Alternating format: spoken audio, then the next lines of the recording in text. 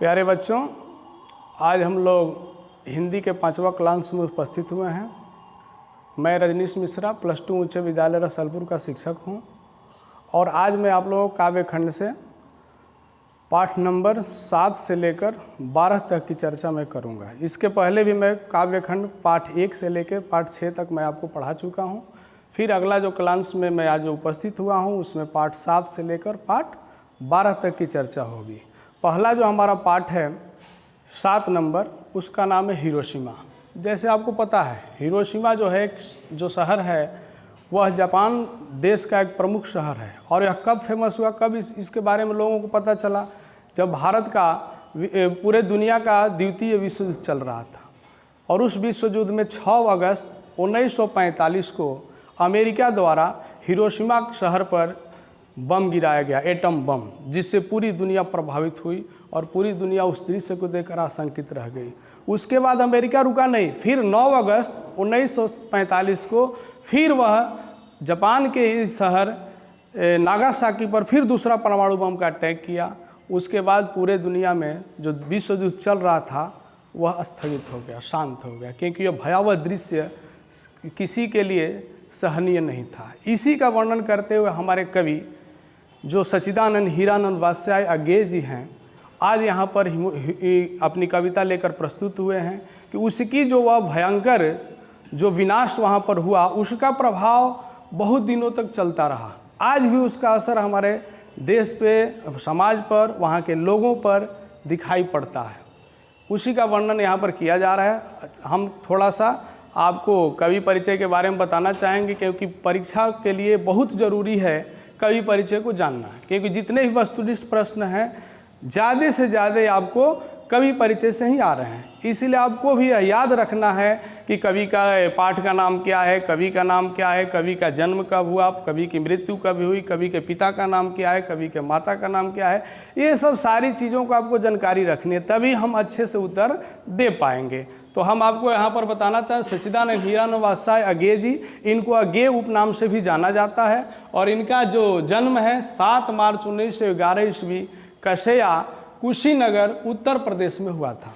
कशेया इनके गांव का नाम है, कुशीनगर जिला है और उत्तर प्रदेश क्या है, राज्य है। ऐसा हमें याद नहीं। इनका पूर्ण मूल निवास जो है करतारपुर पंजाब में, वहाँ के रहने वाले थे ये लोग। फिर ये लोग आगे कहाँ रहने लगे, कशेया कुशीनगर में, क्योंकि इनके पिताजी नौकरी में थे और उनका हर जगह स्थानांतरण होते रहता था, जिसके कारण स्थान परिवर्तन, इनकी पढ़ाई लिखाई भी यहाँ वहाँ हुई। और ये बहुभाषी हैं, बहुत सारे भाषाओं का इन्हें अध्ययन किया था और जानकारी भी रखते थे और इनको ज़्यादा ज्ञान भ्रमण से प्राप्त हुआ।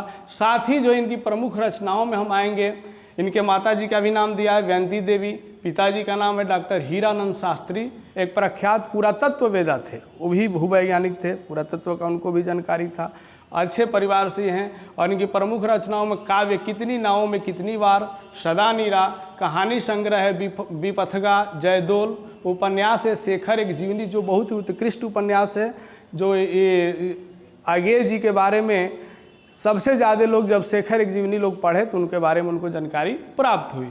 और इनका नाटक उत्तर प्रियदर्शी, संपादित ग्रंथ ताल सप्तक। हिंदी साहित्य में हमने आपको शुरू में भी बताया था कि प्रयोगवाद, छायावाद, प्रगतिवाद, हलावाद, भरतेंदु युग, द्विवेदी युग, ये सारी चीज़ों की हमने चर्चा की है। तो प्रगतिवाद हमने पढ़ा, छायावाद भी हमने पढ़ा। आज हम प्रयोगवादी कवि के रूप में पढ़ने जा रहे हैं कि प्रयोगवादी कवि जो है और उसके प्रवर्तक है, उनका नाम है सच्चिदानंद हीरानंद वात्स्यायन अज्ञेय। उन्होंने कविता में एक प्रयोग किया, नया दृष्टिकोण लाया। जो छंदबद्ध जो कविताएं थी, छंद मुक्त कविताएं थी, उसमें भी इनका नया एक प्रयोग दिखाई दिया और उसको इन्होंने किया कितनी नावों में कितनी बार, पर इनको भारतीय ज्ञानपीठ पुरस्कार प्राप्त हुआ है, जो अच्छे रूप में। यहाँ पर जो हिरोशिमा दिया गया है, यह जो कविता है हिरोशिमा, उसके अंदर कवि ये हमारे सच्चिदानंद हीरानंद वात्स्यायन जी कहते हैं कि जब वहाँ पर एटम बम का प्रयोग अमेरिका ने किया, वहाँ पर एटम बम गिराया गया, तो वहाँ देखते ही देखते कुछ ही पलों में, कुछ ही क्षणों में वहाँ के जो भी जनजीवन था अशांत हो गया और ऐसा लगा उन लोगों को जैसे एक सूरज उदय नहीं हुआ, हजारों सूरज अचानक उदित हो गए। और इतनी गर्मी, इतनी तेज वहाँ पर धूप थी, जिसके कारण वहाँ की जनता जो है जल गई, देखते ही देखते जल गई। जनता ही नहीं, लोग ही नहीं, वहाँ के जो घर थे, मकान थे, रोड थे, सड़कें सब जल करके क्या हो गई थी, नष्ट हो गई थी। कह रहा है कि वह सूरज जो पूरब दिशा से दिखाई देता उगता है रोज़ सुबह में, वह पूरब दिशा से नहीं 10 दिशा से प्रकाशित हुआ, 10 दिशा से वहाँ पर उदित हुआ। और इतनी गर्मी का प्रकोप फैला जिसके कारण वहाँ के सब कुछ नष्ट भ्रष्ट हो गया कुछ ही पलों में, कुछ ही समय में। और यहाँ कवि यह बताना चाहते हैं कि जो वहाँ पर विनाश की जो लीला हमें दिखाई देती है, आज भी दिखाई देती है। अगर हम वहाँ जाते हैं तो पत्थरों पर, से सड़क के गड्ढों पर वह विनाश लीला पूर्ण रूप से हमें दिखाई दे रही है। और वह जो मानव निर्मित सूर्य था, जो सूर्य बनाया गया एटम बम, वह मानव को ही लिल गया, किस प्रकार से भाप बन के सूख गया। इतनी गर्मी थी कि लोग देखते ही देखते एक मूर्ति के रूप में हो गए और वहीं पर फिर जल के क्या हो गए, नष्ट हो गए, धरती पर धराशायी हो गए। इतनी भयावहता का कवि यहाँ वर्णन करेगा। मुख्य कविता में कवि का कहने का भाव यही है कि मानव जो है इतना तो विकसित हो गया, सब चीज़ पर अपना विजय प्राप्त कर लिया, लेकिन अपने विनाश का हथियार अपने ही द्वारा वह तैयार कर लिया, जिसका असर आज दुनिया में दिखाई दे रहा है। इसी के माध्यम रखते हुए कवि यहाँ पर उसका वर्णन करें। इसमें कुछ प्रश्न है आपको, आज के युग में इस कविता की प्रासंगिकता क्या है, क्यों इस आज युग में इस कविता को लिखी गई। तो कह रहे आधुनिक युग जो है सभ्यता का दुर्दांत मानवीय चेहरा प्रकट हो रहा है, यानी हम एक दूसरे के करीब नहीं हैं, हम एक दूसरे से अलग होते जा रहे हैं। और पूरे दुनिया के देशों में होड़ मचा हुआ है कि कौन कितना एटम बम, कितना परमाणु बम बना रहा है और कौन किसको कितना विनाश के कगार पर ले जाने वाला है। इसी दृष्टिकोण को रखते हुए शांति की भावना से कवि कहते हैं कि एक विनाशकारी दृश्य हमने तो देखा, कब देखा, 1945 में, जब द्वितीय विश्व युद्ध का संभव, उससे भी भयावह विनाश हो सकता है। इसीलिए पूरे देश के, दुनिया के लोगों को सोचना होगा कि हमें परमाणु बम, एटम बम, ये सब विनाशकारी हथियारों से क्या रहना है, दूरी बना के रखना है। और हम अगले कविता की तरफ आपको लेकर जाते हैं। दूसरी कविता हमारी है एक वृक्ष की हत्या। एक वृक्ष की हत्या, इसके कवि हैं कुंवर नारायण जी। कुंवर नारायण जी के बारे में यह दिया है कि इनका जन्म 19 सितंबर 1927 ईस्वी से लखनऊ उत्तर प्रदेश में हुआ था। इनकी प्रमुख रचनाओं में हम जान लेते चक्रव्यूह, अपने सामने, कोई दूसरा नहीं, इन दिनों काव्य संग्रह, आत्मजयी इनका प्रबंध काव्य है, जिसमें नचिकेता के बारे में आप लोगों ने सुना होगा। नचिकेता का पूरा वर्णन यहाँ पर इन्होंने आत्मजयी प्रबंध काव्य में किया है। आकारों के आसपास इनकी कहानी संग्रह है। एक वृक्ष की हत्या है क्या, कवि कह रहा है कि आज जो हमारे समाज में, देश में हम देख रहे हैं आधुनिकता के दौर में पेड़ पौधों को काटे जा रहे हैं। कहीं भी हम अपने सुख सुविधाओं के लिए जो जंगल थे उसको हमने काट दिया, वहाँ पर घर बना लिए, नदियों को हमने ख़त्म कर दिया, पहाड़ों को हमने समाप्त कर दिया। मानव अपने लाभ के लिए बहुत सारे कार्य कर रहा है। उसी के दृष्टिकोण से कवि कहता है कि जब मैं एक दिन, कविता को देखें कि अब की बार मैं घर लौटा तो देखा वह नहीं था, वही बूढ़ा चौकीदार वृक्ष जो हमेशा मिलता था घर के दरवाजे पर तैनात। कवि कह रहा है कि जब मैं एक अब की बार अपने गांव पहुंचा तो हमको वह वृक्ष दिखाई नहीं दिया, वह पेड़ दिखाई नहीं दिया। वह पेड़ चला गया जो बहुत ही बड़ा और विशाल पेड़ था, जो हमेशा हमारे दरवाजे पर चौकीदार के रूप में खड़ा रहता था। जिस प्रकार से एक घर की रक्षा करने के लिए चौकीदार हमेशा दरवाजे पर खड़ा रहता है, उसका देख रेख करता है, वैसे ही कवि कह रहा है कि यह पेड़ जो था हमारी रक्षा के लिए 24 घंटे वहाँ पर तैनात रहता था। पुराने चमड़े का वह बना उसका शरीर, वही सख्त जान, झुर्रियों दार, खुरदुरा, तना मैला कुचला। कह रहा है कि उसका जो शरीर था बूढ़ा हो गया था, इसीलिए उसके ऊपर जो उसके छाल थे पुराने हो गए थे, मैले हो गए थे, ऐसा लगता है कि पुराना है वह, लेकिन वह सख्त था। और झुर्रियों दार, जैसे झुर्रियाँ चेहरे पर पड़ती है बूढ़े होने के बाद, मानव के ऊपर भी वैसे ही पेड़ जब बड़ा हुआ तो उसके चेहरे पर भी वह, उसके शरीर पर भी वह झुर्रीदार दिखाई देने लगा। लेकिन जो उसके पौधे थे, उसकी जो डाली थी, ऐसा प्रतीत हो रहा था मानो कि वह राइफल लेके खड़ा है। जैसे चौकीदार राइफल लेके खड़ा होता है, वैसे उसकी डालियाँ भी किसके जैसे दिखाई दे रही थी, राइफल के जैसे दिखाई दे रही थी। और वह जो पगड़ी, चौकीदार जो पगड़ी बांध के राइफल लेकर, वैसे उसकी पगड़ी के रूप में क्या था, तो उसके ऊपर फूल, उसके ऊपर पत्ते जो भी लगे हुए थे सब पगड़ी जैसे दिखाई दे रहे थे। और उसका एक फटा पुराना जूता उसका जड़ था, और वह इतना मजबूत था कि धूप हो, बारिश हो, आंधी हो, तूफान हो, गर्मी हो, किसी भी तरह वह डिगा नहीं, वह अपने जगह पर खड़ा रहा। लेकिन जब कभी कह रहा है खाकी वर्दी पहने खड़ा रहा। जब कभी कहता है कि जब मैं कभी आता था, अपने गांव आता था, तो वह हमसे प्रश्न पूछता था, तुम कौन हो? तो मैं उसका उत्तर देता था कि दोस्त, मैं तुम्हारा दोस्त हूँ। और उसके छाँवों में मैं बैठता था और बैठ करके थोड़ा ठंडकता, शीतलता का आनंद लेता था। और उस समय यह भी देखता था कि उस पेड़ के ऊपर बहुत सारे पशु पक्षी कलरव करते थे, वह देखकर हमें आनंद आता था। लेकिन जब मैं अब की बार आया तो हमें वह मिला नहीं, वह वृक्ष दिखाई ही नहीं दिया। उस वृक्ष को नहीं देखकर कवि बहुत आहत हुआ और इस समाज से कवि प्रश्न करता और कहता है कि हमें संभलना होगा, हमें अब इस जिम्मेवारी को समझना होगा, क्योंकि जब तक हम इस चीज़ को नहीं समझेंगे तो हमें किसको बचाना। उदाहरण के रूप में कह रहा है कवि, यहाँ बता रहा है कि हमें अपने घर को बचाना होगा लुटेरों से, हमें अपने शहर को बचाना होगा। नादिर शाह एक बहुत बड़ा आक्रमणकारी आया था जो पूरे शहर को नष्ट कर दिया था, वैसे नादिरों से अपने शहर को बचाना है। फिर कवि आगे कहता है कि हमें शहर को बचाना है नादिरों से, देश को बचाना है देश के दुश्मनों से, हमारे देश के जो दुश्मन हैं उनसे अपने देश की रक्षा करना। वैसे ही हमें नदियों को बचाना है, क्या होने से? नाला होने से। जब हमारा वातावरण संतुलित नहीं रहेगा, हमारे देश में, हमारे धरती पर अगर पेड़ पौधे नहीं रहेंगे तो हमारा जो है वातावरण असंतुलित हो जाएगा और जो नदियां हैं वो नाले का आकार ले लेंगी। जैसे हम देख रहे हैं कि बहुत सारी नदियों का आकार क्या हो गया है? छोटा हो गया है। उसके बाद कभी कहता है कि हवा को बचाना है धुआं होने से। जो कार्बन डाइऑक्साइड रूपी धुआं निकल रहा है उसको, हवा को हमें स्वच्छ हवा चाहिए, ऑक्सीजन की ज़रूरत है। और हमारा भोजन खाना भी जो है उसको जहर होने से बचाना है। और कह रहा है कि बचाना है जंगल को मरुस्थल होने से। मरुस्थल का रेगिस्तान जहाँ पर किसी प्रकार का कोई पेड़ पौधा होता नहीं है, उस मरुस्थल होने से हमें पेड़ को बचाना है, हमारे जंगल को बचाना है। साथ ही इसको भी समझना है कि मानव को जंगली होने से बचाना है। आज हम देख रहे हैं कि हमारे मुख्यमंत्री बिहार में पूरे देश का सर्वोत्कृष्ट नल जल योजना और जल जीवन हरियाली, जन जीवन हरियाली उत्कृष्ट मुख्यमंत्री जी ने दिया। क्यों? क्योंकि वातावरण हमारा संतुलित हो गया। आज जो कोरोना काल हमारे पास आया है, ऑक्सीजन की कमी है, बहुत सारी समस्याएं हमको दिखाई दे रही है। इस सब को ध्यान रखते हुए भी हमारे जो मुख्यमंत्री है जन जीवन हरियाली को बढ़ावा दिया है। और हम लोगों को भी वृक्ष को लगाना है, वृक्ष की रक्षा करना है, क्योंकि जल ही क्या है? रोटी है, और रोटी ही हमारा क्या है? जीवन है। पेड़ जल हैं और जल रोटी है, और रोटी ही क्या है? मानव का जीवन है। यानी हमारे लिए वृक्ष अति आवश्यक है। इस माध्यम से, इस शीर्षक कविता के माध्यम से कवि बताना चाहते हैं कि वृक्षों की क्या उपयोगिता है। आगे इसके अंदर एक प्रश्न हम देख लेते हैं। इसके अंदर प्रश्न है आपको,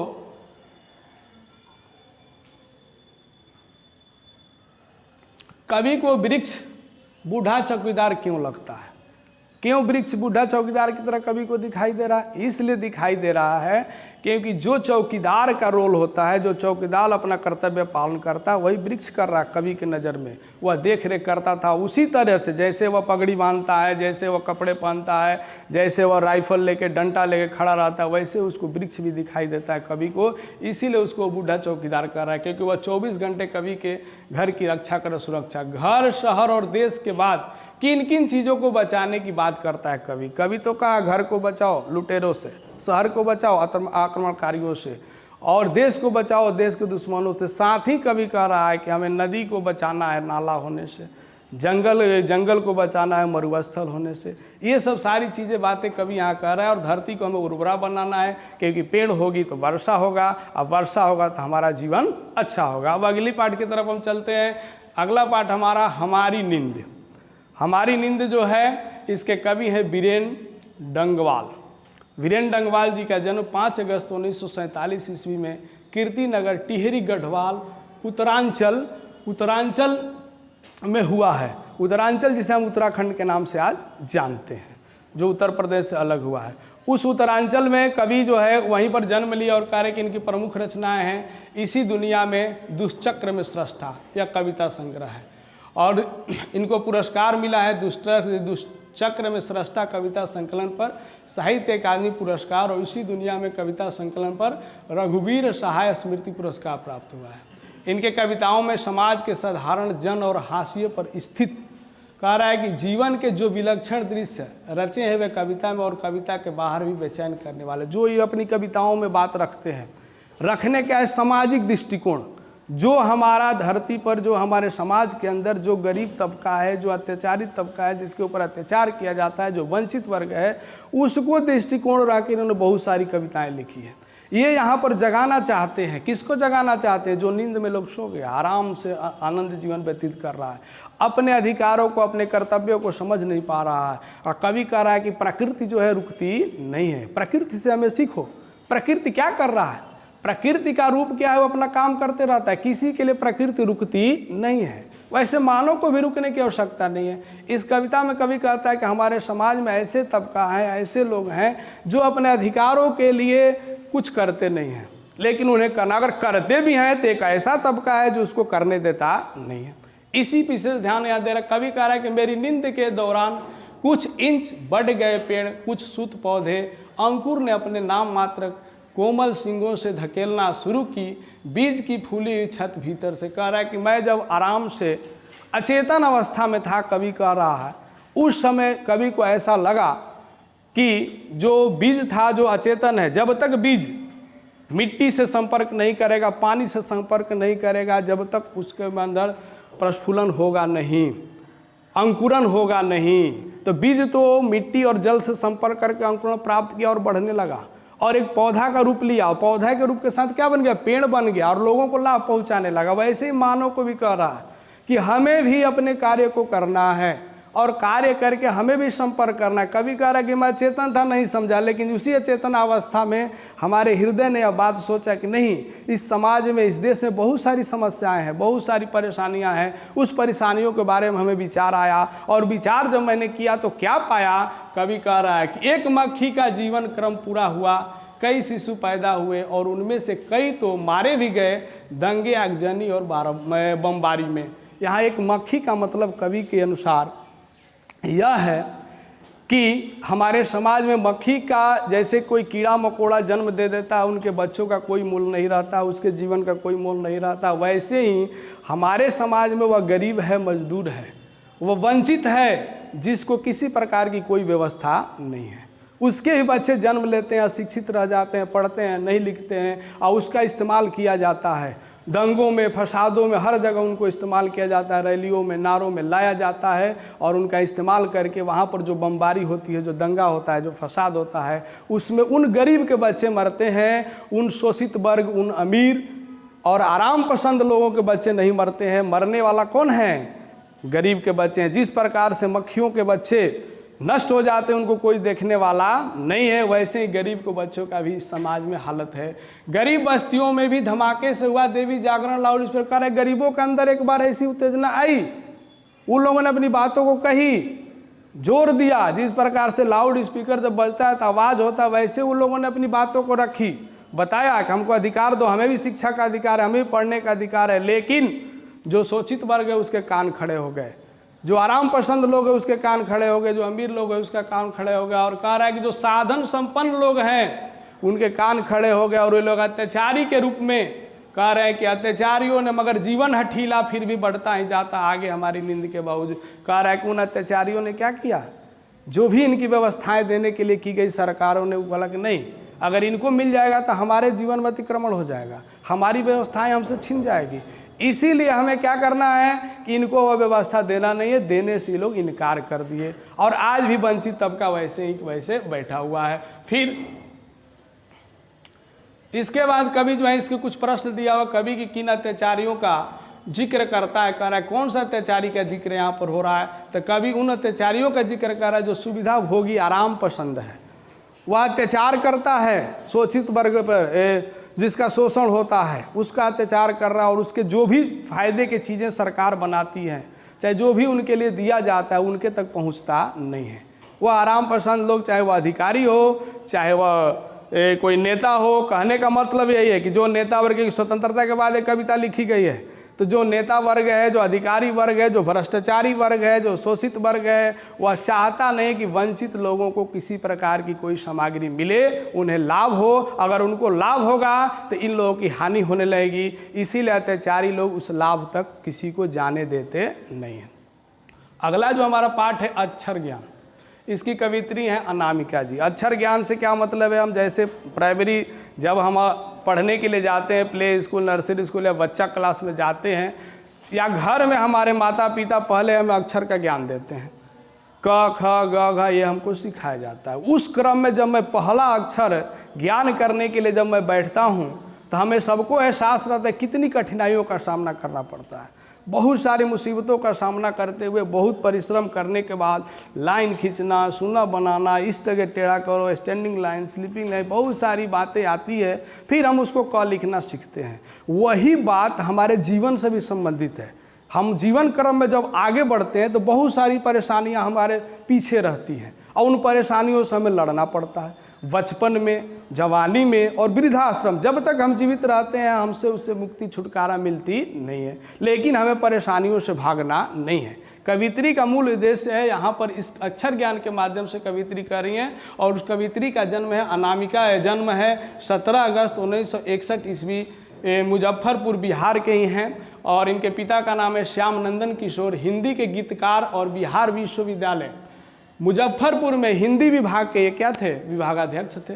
और इनकी प्रमुख रचनाएं गलत पत्ते की चिट्ठी, बीजाक्षर, अनुष्टप, एक काव्य संकलन है। इसमें कवित्री बताती हैं कि चौकठे में नहीं अटता, बेटे का कबूतर ही है ना, फुदक जाता है, जरा सा पंक्ति से उतर जाता है उसका ख।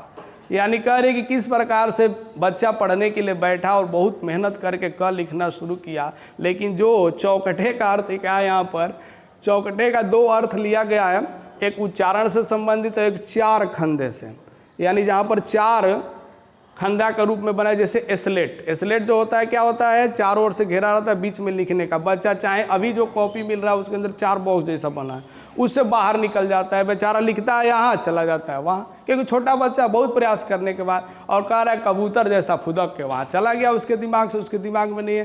ख को बहुत मुश्किल, विशुद्ध रूप से वह ख को लिखता है, लेकिन वह अभी ख बेचैनी में लिख रहा है तो वह अभी फिसल गया उसके दिमाग से। फिर वह आता है ग, तो ग जो है गमला है, तो गमला जैसे टूट कर बिखर जाता है, वैसे ग भी उसके दिमाग से क्या होता है, उतर जाता है। घ पर आता है तो घड़ा है, घड़ा जो है लुढ़कते हुए जैसे इधर से उधर डगर जाता है, वैसे उसके दिमाग से घ भी निकल जाता है। यानी कभी वह कोई अक्षर याद करता है और कभी वह अक्षर कोई भूल जाता है। बड़ा मुश्किल से वह लिखना शुरू किया, बड़ा मुश्किल से याद करना शुरू किया, वह भूलते गया। फिर आगे कभी कहता है अंगा पर जाकर वह रुक जाता है। क ख ग घ तो कुछ समझ गया, इधर उधर लिख, लेकिन अंगा पर जाते रुक गया। क्योंकि अंगा और ड दो जो अक्षर है उसको समान दिखाई दे रहे हैं, इसलिए वो स्थिर हो जाता है और कहता है ऐसा उसको प्रतीत होता है कि जैसे ड का बेटा जो कौन है, अंगा बिंदी है, यानी माँ के गोद में कौन बैठा हुआ है, बेटा बैठा हुआ है। ड जो है माँ है और बिंदी जो है क्या है, वह बेटा है। यानी ड के बीच, जैसे वह ड के बीच में आके अंगा का बिंदी बैठा हुआ है, वैसे ही माँ बेटे का वहाँ संपर्क समझता है और उसको समझ करके वह लिखना शुरू करता है। माँ बेटे कह रहा है कि उसके दिमाग में फिर भी सधते नहीं, रुकते नहीं, उसको समझ में आता नहीं है, लेकिन फिर भी अनवरत कोशिश में लगा है, लगातार वह कोशिश करता है, लगातार लिखता है। यही जीवन का मूल्य है। हमें परेशानियां हैं, मुसीबतें हैं, लेकिन लगातार हमें परिश्रम करना है, आगे बढ़ना है और हमारे जीवन को अच्छा से अच्छा बनाना है। मुसीबतों को देख के हमें भागना नहीं है। जिस प्रकार से बच्चा बहुत सारी परेशानियां देखते हुए, ग्रहण करते हुए वह आगे लिखना सीख जाता है, वैसे ही मानव को भी अपने जीवन में, चाहे वह बचपन हो, चाहे जवानी हो, चाहे बुढ़ापा हो, अपने मुसीबतों से मुंह मोड़ना नहीं है। अगला जो हमारा इसके अंदर कुछ क्वेश्चन है, कविता किस तरह संतावना और आशा जगाती है, विचार करें। कैसे कविता करे कि आशा जगा रहे कि नहीं हमें आगे बढ़ना है, करना है। कवित्री का मानना है कि जीवन में कठिनाइयों का आना स्वाभाविक है। कठिनाइयाँ तो आएंगी ही, कठिनाइयाँ आना ही है, क्योंकि मुसीबत और कठिनाइयाँ मनुष्य के लिए है और मानव कठिनाइयों को देकर पीछे हट गया तो उसका जीवन कभी आगे बढ़ेगा नहीं। इसलिए कठिनाइयों का हमें सामना करना है और जो व्यक्ति अपनी क्षमता के अनुकूल प्रयास करते रहता है, कठिनाइयों से मुंह नहीं मोड़ के कठिनाइयों का सामना करता है, वह जरूर अपने जीवन में आगे बढ़ता है। यानी परिश्रम करना मानव के लिए अति आवश्यक है। अगला पाठ हमारा है लौट कर आऊँगा फिर। इसके कवि का नाम है जीवनानंद दास। ये कवि का रहा, इनका परिचय। जीवनानंद दास जी का जन्म 1899 ईस्वी में हुआ था। ये रविंद्रनाथ के बाद बंगला साहित्य में आधुनिक काव्य आंदोलन के जिन लोगों ने योग नेतृत्व प्रदान किया था, उनमें सबसे अधिक प्रभावशाली और मौलिक कवि जीवनानंद दास जी हैं। अब हम आपको बता रहे हैं कि रविंद्रनाथ ठाकुर की चर्चा है, रविंद्रनाथ टैगोर की चर्चा है। बहुत बड़े बंगला साहित्य के वे कवि थे और उनकी एक प्रमुख कृति जो है गीतांजलि, उस पर उनको ज्ञानपीठ पुरस्कार भी मिला है। और उनकी जो आज हम जो जनगण मन अधिनायक जय गाते हैं, जो हमारा राष्ट्रगान है, उसी में से लिया गया। उनसे तुलना किनकी की गई? जीवनानंद दास जी की है कि यह भी बहुत अच्छे कवि थे बंगला साहित्य के। साथ ही इनकी प्रमुख रचनाएं काव्य में है झरा पलक, वन लता सेन, महापृथ्वी, जीवनानंद दास शेर, श्रेष्ठ कविता आदि। इनकी प्रमुख 1954 इनकी मृत्यु 1954 ईस्वी में मर्मांतक दुर्घटना में, एक दुर्घटना में इनकी मृत्यु हो गई। लेकिन उसके पहले कवि एक कविता के माध्यम से अपनी बातें बताना चाहता है। कवि कह रहा है कि जब भी मेरा जन्म हो हमारी जन्मभूमि पर हो, हमारे राज्य में हो, हमारे प्रांत में हो, यह सबकी इच्छा है। जननी जन्मभूमिश्च स्वर्गादपि गरीयसे। यानी कहा भी गया हमारे वेदों में कि जननी हमारी जो जन्म देने वाली भूमि है, जिस भूमि पर हमने जन्म लिया है, वो हमारे स्वर्ग से भी ज़्यादा हमें क्या है? प्रिय है। उसी प्रियता के बारे में कवि यहाँ बता रहा है कि अगर मेरा फिर जन्म हुआ, अगर मानव में जन्म होता है तो भी मैं बंगाल के खेतों में धान के रूप में, धान के फसलों के बीच में पाया जाऊँ। कवि देखो, ध्यान से कविता को समझना आप लोगों को, कविता को पढ़िए तो उसके अर्थ को समझिएगा, तो इसी में से क्वेश्चन आपको मिलेगा। खेत है जहाँ धान के बहती नदी के किनारे, फिर आऊँगा लौट कर एक दिन बंगाल में, नहीं शायद होऊंगा मनुष्य तब होऊंगा आबाबिल, या फिर कौआ उस भोर का फूटेगा नई धान की फसल पर, जो कुहरे के पालने से कटहल की छाया तक भरता पेंग आऊँगा एक दिन। कह रहा है कि मैं खेतों में आऊँगा, नदियों के किनारे आऊँगा, वहाँ पर फसलों के बीच में रहूँगा। अगर मानव नहीं हुआ तो मैं एक पक्षी हो जाऊँगा। पक्षी का नाम आबाबिल रखा है, आबाबिल पक्षी या कौआ हो जाऊँगा। और वहाँ पर कटहल के छाँव में डालियों पर बैठ के झूला मैं झूलूँगा, यहाँ से वहाँ झूल करके मैं बोलूँगा। और जो कर्तव्य पथ से लोग हट जाएंगे उनको आगे बढ़ाने के लिए मैं क्या करूँगा? कर्म पथ आगे बढ़ने के लिए प्रेरित करूँगा और उन्हें आगे ले जाऊँगा। फिर कवि कहता है कि अगर नहीं ऐसा हुआ तो मैं कुहरे के पाले कटहल की छाया भरता बनकर शायद हंस मैं, नहीं तो मैं हंस बन जाऊँगा, नहीं तो किसी किशोरी के पायल बन जाऊंगा जो रुंझुन करते हुए पानी में, हंस जैसे पानी में तैरता वैसे हंस बन के तैरूंगा। और वह लड़की किशोरी बन के उनके पायलों में क्या करूंगा? बंगाल की धरती पर घूमूंगा। और कह रहा है कि आऊँगा मैं, नदियाँ मैदान बंगाल के बुलाएंगे, मैं आऊँगा जिसे नदी धोती ही रहती है पानी से, इसी हरे सजल किनारे से। कह रहा बंगाल एक ऐसा राज्य है जहाँ पर बहुत सारी नदियों का संगम है, सारी नदियाँ उसके कदमों को धोती है, समुद्र भी वहाँ आके मिलता है। उस नदियों के किनारे, उस संगल पर मैं आऊँगा और उसके किनारे घूमूंगा फिरूंगा। शायद तुम देखोगे शाम की हवा के साथ उड़ते एक उल्लू को। कह रहा है कि अगर नहीं कहीं किसी जीव जंतु और पशु पक्षी में जन्म लिया तो मैं उल्लू बन के आऊँगा। और कपास के पेड़ों पर बैठ करके मैं बोलूँगा डरावनी आवाज़ में, हो सके मैं तुमको डरा दूँ। फिर कभी कहता है कि नहीं, अगर नहीं तो मैं एक बच्चा बन के आऊँगा और आकर घसीली ज़मीन पर भात जो चावल पका हो उसको मैं फेंकूँगा। नहीं ऐसा हुआ तो फिर कभी की इच्छा है कि मैं नाव चलाऊंगा नदी में। कौन सी नदी है भाई? तो रूपसा नदी में। कह रहा है कि मैं रूपसा नदी के गंदे पानी जो है उसके अंदर नाव पर लेकर बैठूंगा और नाव को चलाते हुए पाल जो है, फटा पाल देखोगे कि मैं लेकर के जा रहा हूँ लौटे। अगर ऐसा भी नहीं हुआ तो मैं जब सारस पक्षी रात में लौटेंगे तो उस रंगीन बादलों में मैं उन पक्षियों के बीच में रहूंगा जो तुम्हें दिखाई दूंगा। इस प्रकार से कवि अपनी मातृभूमि से प्रेम करते हुए कहता है कि हमारा अगर जन्म दोबारा हो तो हमारी धरती, हमारी मातृभूमि, हमारा राज्य बंगाल में हो, जिसमें मैं रहना पसंद करूंगा। फिर कवि कहता है, यहाँ पर एक क्वेश्चन है कि कवि अगले जीवन में क्या क्या बनने की संभावनाएं व्यक्त करता है और क्यों?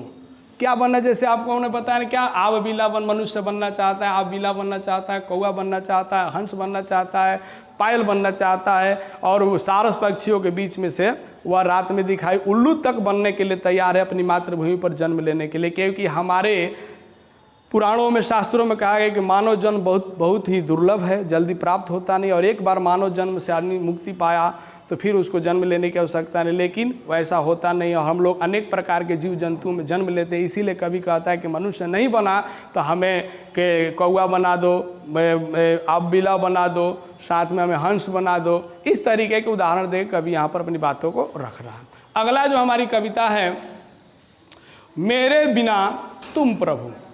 मेरे बिना तुम प्रभु, रेनर मारिया रिल्के।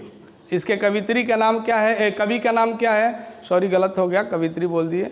कवि का नाम है रेनर मारिया रिल्के। ये हमारे देश के कवि नहीं हैं, ये हमारे कहाँ के कवि हैं, जर्मनी के कवि हैं। रेनर मारिया रिल्के जी का जन्म 4 दिसंबर 1875 ईस्वी में प्राग ऑस्ट्रिया जर्मनी में हुआ था। और इनके पिता का नाम जोसेफ रिल्के और माता का नाम सोफिया था।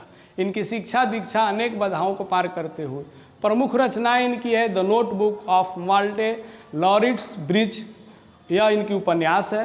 टेल्स ऑफ ऑलमाइटी इनकी कहानी संग्रह है। लाइफ एंड सॉन्ग्स इनकी कविता संकलन है। और इनका निधन 29 दिसंबर 1926 ईस्वी में हुआ। प्रसिद्ध हिंदी कवि धर्मवीर भारती का नाम सुने हैं हम लोग और जानते भी हैं, आगे आपको पढ़ने के भी हो सके मिलेगा जब आगे आप क्लास में जाइएगा। तो इन्होंने उसका भाषांतरित किया है, उसका अनुवाद किया है। किस भाषा में, हिंदी भाषा में। और इस महान जर्मन कवि की कविता यहाँ प्रस्तुत की है। यह कविता विश्व कविता के भाषांतरित संकलन देशांतर से ली गई है। और कह रहा है कि आधुनिक विश्व कविता का प्रभाव इसके ऊपर बताया जाता है। किसके ऊपर प्रभाव है इसके, इस कविता के ऊपर, मेरे बिना तुम प्रभु।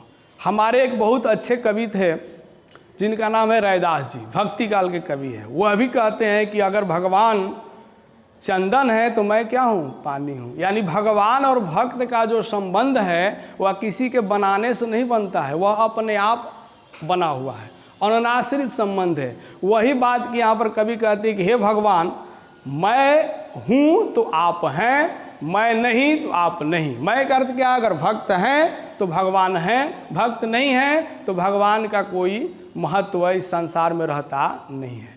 इसलिए भगवान को कवित्री बताती है कि जब मेरा अस्तित्व न रहेगा, जब मैं ही नहीं रहूँगा भगवान, तो तब तुम क्या करोगे। जब भक्त नहीं रहेंगे तो हे भगवान आप क्या कीजिएगा, कौन सा आपका कारोबार है, कौन सी आपकी वृत्ति है, किस रूप में आप रहिएगा, आप यहाँ पर रह नहीं सकते हैं। फिर कवि बताते हैं कि जब मैं तुम्हारा जलपात्र टूटकर बिखर जाऊँगा, जब मैं तुम्हारी मदिरा सूख जाऊँगा या स्वादहीन हो जाऊँगा, मैं तुम्हारा वेश हूँ, तुम्हारी वृत्ति हूँ, मुझे खोकर तुम अपना अर्थ खो बैठोगे। कवि कह रहा है कि मैं जलपात्र हूँ, आप जल हैं, बिना जलपात्र का जल का कोई प्रयोग करना मुश्किल है, उसका आकार ही नहीं रह जाएगा। कह रहा है कि मैं मदिरा हूँ और स्वाद हूँ। भक्त क्या है, मदिरा और स्वाद अपनी बात कर रहा है कि जब आप आनंद लेना चाहेंगे भक्त के भक्ति का, तो वह आपको प्राप्त नहीं होगा, क्योंकि मैं वेश्वाद हो जाऊँगा। फिर कवि कहता है कि मैं आपकी वेश हूँ, मैं आपकी वृत्ति हूँ, और आप इस वेद वृत्ति को खो दीजिएगा तो आपको क्या मिलेगा, आपको कुछ भी प्राप्त होने वाला नहीं है। हे प्रभु, आप गृह विहीन निर्वसित हो जाइएगा, आपको अपना घर भी नहीं मिलेगा, आप अपने घर में रह नहीं पाइएगा, घर छोड़ के आपको बाहर जाना पड़ेगा, आप स्वागत विहीन हो जाइएगा, आपको कोई स्वागत करने के लिए भी समाज में मिलेगा नहीं, इस दुनिया में नहीं मिलेगा। मैं आपकी पादुका हूँ, चप्पल जूता या खड़ाऊ कहिए, मैं आपकी खड़ाऊ हूँ। अगर आपके पैरों में खड़ाऊ नहीं तो जब आप चलिएगा तो क्या हो जाएगा, आपके पैरों में छाले पड़ जाएंगे। इसीलिए है प्रभु, अगर आप भगवान हैं तो मैं भक्त, जितना भगवान का महत्व है उतना ही भक्त का भी महत्व है। फिर कहता है तुम्हारी शानदार लबादा गिर जाएगा, मैं नहीं तो जो आपके वस्त्र हैं वो आपके शरीर पर रहेंगे नहीं। तुम्हारी कृपा दृष्टि जो कभी मेरे कपोलों पर, जब आपकी कृपा दृष्टि मेरे गालों, कपोल का अर्थ है गालों पर पड़ती थी, वह गाल हमारे आपके लिए शैया थे, सोने के बिस्तर थे, आप उस पर आराम करते थे। जब आपकी दृष्टि खत्म हो जाएगी तो वह हमारा कपोल भी खत्म हो जाएंगे और वह आपका बिस्तर भी क्या हो जाएगा, खत्म हो जाएगा। निराश होकर वह सुख खोजेगी जो मैं उसे देता हूँ। फिर आप खोजने लगेंगे उस आनंद को, उस सुख को जब मैं आपको प्राप्त कर रहा हूँ। तो भगवान हमारी बातों का आप समझिए, क्योंकि जब दूर की चट्टानों की ठंडी गोद में सूर्यास्त के रंगों में घुलने का सुख प्रभु प्रभु मुझे आशंका होती है, मेरे बिना तुम क्या करोगे। कहता है कि भगवान, जितने भी आपने प्राणी जीव जंतु इस संसार में बनाए उसमें मनुष्य सर्वोत्तम है, और वह सर्वोत्तम मनुष्य बोलता है, कहता है, विचारों को व्यक्त करता है, उसके पास वाक शक्ति है, वही आपके भजन कीर्तन करता है, वही आपके बातों को बताता है। जो सूर्य की रोशनी जब घाटियों पर पड़ेगी, पहाड़ों पर पड़ेगी, और उसका जो रंग सौंदर्य होगा उसका वर्णन कौन करेगा? हम मानव करेंगे, हम मानव भक्त करेंगे। आपकी बड़ाई, आपकी प्रशंसा हम करेंगे। अगर हम ही नहीं रहेंगे तो कह रहा है कि मेरे बिना तो आपकी क्या आवश्यकता रह जाएगी, आपकी क्या मूल्य रह जाएगी। इसीलिए कवि कहता है, उसमें हम रैदास जी की भी थोड़ा चर्चा करेंगे कि रैदास जी कहते हैं कि आप चंदन है तो मैं पानी हूँ। भक्त भगवान चंदन है तो भक्त क्या है? पानी है। जैसे यहाँ पर कह रहे हैं कि हे भगवान आप जल हैं तो मैं जल पात्र हूँ। फिर बताया इसके अंदर कि कवि कह रहा है कि सारे विचारों को रखते हुए कवि आगे यहाँ कह रहे हैं कि कविता के आधार पर भक्त और भगवान के बीच के संबंध यहाँ पर रखा गया। क्या संबंध है? तो अनुनाश्रित संबंध है। कवि का मानना है कि भगवान जल है तो भक्त जल पात्र है। जल से जल पात्र का महत्व बढ़ता है। जो जल पात्र से जल आकार पाता है, अस्तित्व कायम रखता है। इसी प्रकार कवि ने अपने को मदिरा तथा ईश्वर को क्या बताया है? स्वाद बताया है। और फिर कहता है कवि ने मनुष्य और ईश्वर के बीच के संबंधों को साबित करने के लिए जलपात्र मदिरा का प्रयोग किया है। भक्त और भगवान दूसरे पर आश्रित होते हैं। बिना भगवान का भक्त नहीं या बिना भक्त का भगवान नहीं। भक्त भगवान की महिमा गुणगान करता है तो भगवान भक्तों के रक्षा के लिए आते हैं, अवतार लेते हैं और उसको भक्तों को भयहीन बनाते हैं। तात्पर्य यह कि भक्त भगवान का प्रतिरूप है। बिना भक्तों के न तो भगवान का कोई महत्व रह जाता है और न भगवान का। फिर यहाँ गृह कार्य आपको हर जब क्लास हुआ तब तक आपको गृह कार्य दिया गया। आप लोग गृह कार्य करना है। हर पार्ट से मैंने एक एक प्रश्न रखा है गृह कार्य में, इसको ज़रूर आप कीजिए। और एक चीज़ और मैं बताना चाहता हूँ, अगर आपकी परीक्षा की तैयारी कर रहे हैं, हमारा कहने का जितने भी पाठ आप पढ़ रहे हैं, चाहे कवि परिचय पढ़ रहे हैं, अपने आप से क्वेश्चन बनाइए। हर पाठ से आप 10 क्वेश्चन वस्तुनिष्ठ बनाइए, वह पाठ आपको स्पष्ट याद हो जाएगा। और उसका क्वेश्चन प्रश्न बनाना है, फिर उत्तर उसको खोज करके आपको लिखना है, जिससे पूरा पाठ आपको याद रह जाएगा। मॉडल पेपर की चर्चा हो रही है। कुछ प्रश्न जो है अब हम मॉडल पेपर में बात करेंगे कि अब की बार जो परीक्षा में परीक्षा उपयोगी बहुत ज़रूरी है मॉडल पेपर जानना। पहले क्लास में ही मैंने चर्चा किया था, लेकिन वह जो चर्चा थी उसके अंदर यह नया मॉडल पेपर आया है जिसमें वह बात नहीं है। नया मॉडल पेपर में है क्या? पहले 60 क्वेश्चन की बात थी कि 60 क्वेश्चन आएंगे और 50 क्वेश्चन का आंसर देना है। आज भी 50 वस्तुनिष्ठ प्रश्न का उत्तर देना है, लेकिन प्रश्न आएंगे कितने? 100 आएंगे। 100 प्रश्न रहेंगे। उसमें हमको यह देखना है कि कौन सा प्रश्न हमको अच्छे से आता है। उसके प्रश्न को पढ़ के, चारों ऑप्शन को पढ़ के उसे हमें आंसर लिखना है। बाकी जो क्वेश्चन आपको ब खंड वाले जो मिलेंगे, जो विषयनिष्ठ प्रश्न होंगे, वह जैसे का तैसा है। उसके अंदर 10 क्वेश्चन है, 5 आंसर देना है। फिर आपको 6 मिलेगा निबंध, उसमें 1 लिखना है। 2 पत्र लेखन, उसमें 1 लिखना है। फिर आपको आगे जो प्रश्नोत्तर दीर्घ उत्तरीय है उसके अंदर आपको 2 मिलेंगे, 1 का उत्तर देना है। हो सके गद्य खंड से हो सके काव्य खंड से हो। तो आप लोग अच्छे तरीके से तैयारी कीजिए। हम लोग लगे हुए हैं, आपको बता रहे हैं, और बताने के क्रम में हम लोग बार बार यह समझा रहे हैं कि थोड़ा सा प्रैक्टिस कीजिए, पढ़िए, देखिए और वीडियो को बार बार देखिए। उससे आपका ज्ञान बढ़ेगा और आपको परीक्षा में किसी प्रकार की परेशानी होगी नहीं। अगला क्लास फिर हम लोग हिंदी का लेके आएंगे जिसमें व्याकरण बताया जाएगा, और व्याकरण बहुत उपयोगी है वस्तुनिष्ठ प्रश्न के लिए। और पत्र लेखन, निबंध लेखन की भी हम लोग चर्चा करेंगे। धन्यवाद।